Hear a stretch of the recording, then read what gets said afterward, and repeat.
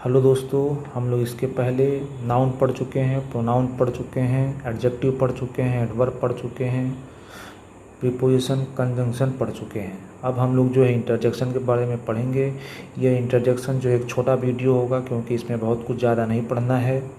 ये थोड़ा देख लीजिए कि इंटरजेक्शन क्या होता है। Interjection is a word which is used to express sudden feelings. Interjection एक ऐसा शब्द होता है जो अचानक की भावना को प्रकट करता है। It denotes exclamation. यह जो है विस्मय बोधक चीज़ों को दर्शाता है।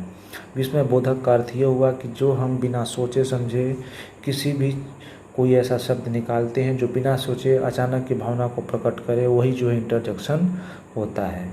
जैसे ओह, ओह जो है हम जब बोलते हैं तो बिना सोचे समझे कभी चोट लग जाती है, ओह चोट लग गई, तो ये ओह लगाते हैं। आह, हुर्राह जो है हैप्पीनेस के लिए ये जो डिनोट करता है। अगर हम हुर्राह बोलेंगे तो इसका अर्थ ये हुआ कि ये खुशी में बोला जा रहा है।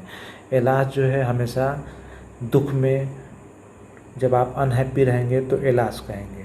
ये सब सारी चीज़ें हैं जो अचानक की भावना को प्रकट करते हैं। याहू जो है एक हैप्पी डिनोटिंग वर्ड है, याहू। और भी देख लीजिए, कुछ ऐसे वर्ड भी हैं जो कभी कभी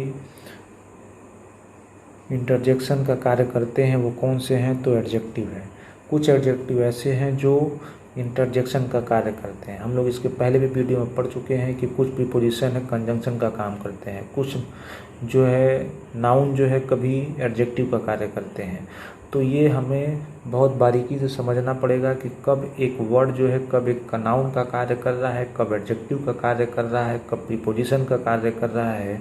इसके बारे में समझेंगे तो आपको पूरा कॉन्सेप्ट गेन करना पड़ेगा कि बिना ये रटने से कुछ नहीं होगा।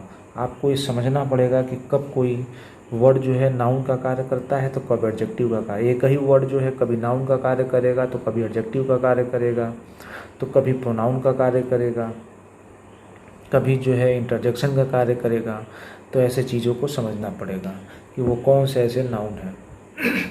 अब देखिए, तो कुछ एडजेक्टिव्स, वो कौन कौन से एडजेक्टिव्स हैं जो इंटरजेक्शन का कार्य करते हैं।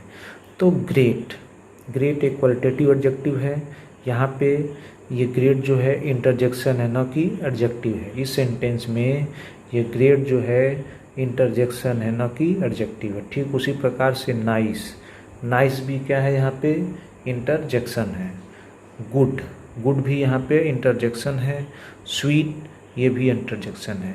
ये सारे जो है क्वालिटेटिव एडजेक्टिव्स हैं, लेकिन इस सेंटेंस में यहाँ पे अचानक की भावना को प्रकट कर रहे हैं, इसलिए यहाँ पे ये इंटरजेक्शन का कार्य कर रहे हैं। तो किसी भी आपके टीजीटी पीजीटी में या कहीं भी किसी कॉम्पिटिटिव एग्जाम्स में, whether it is SSC translator exam और यूपी और वाट एवर इट इज़, कुछ भी क्वालिटी एग्ज़ाम में पूछा जाए तो आपको ये कॉन्सेप्ट क्लियर होना चाहिए कि हम इसको चेहरे से नहीं बल्कि इसके कार्य से जानते हैं, क्योंकि कर्म जो है प्रधान होता है।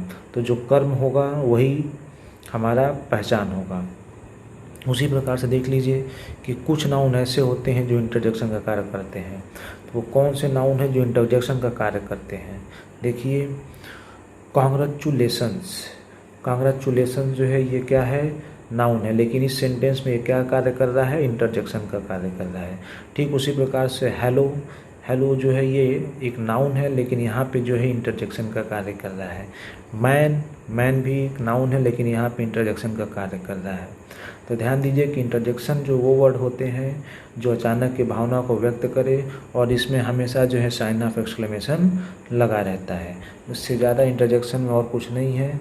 ट्रांसफॉर्मेशन जब होता है तो ट्रांसफॉर्मेशन में इंटरजेक्शन को सिंपल से कंपाउंड में कैसे बदलते हैं उसके बारे में भी और भी थोड़ा बहुत जानेंगे। धन्यवाद।